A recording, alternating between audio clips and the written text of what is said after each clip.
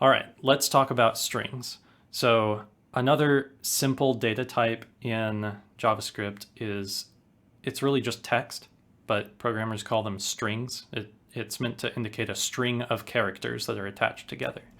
So I'm going to delete what I have here, and I'm going to say let, indicating I'm going to assign a variable, name, that's what I'm calling the variable, equal, and then strings are contained in JavaScript, strings are contained in quotes. Now you can use single quotes or single ticks, double quotes, or the backtick mark. Those will all work within JavaScript.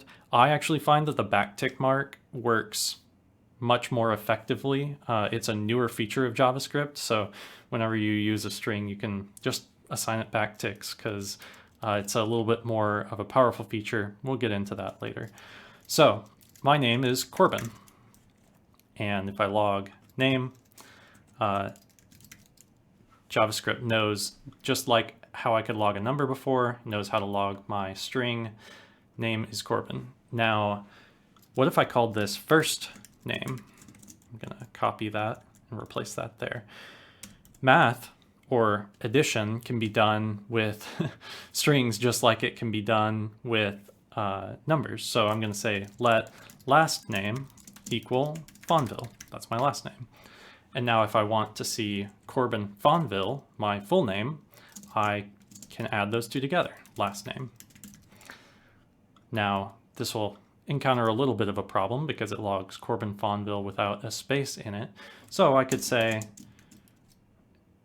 here, I can add the string of a space in between it. So now it'll log my first and last name correctly. Wonderful. And I could save this as a variable. You know, I could take this and call it full name.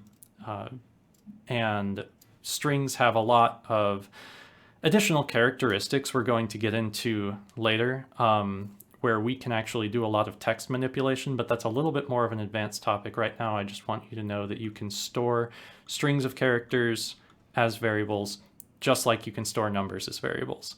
So let's move on to the next step. We're going to talk about true and false.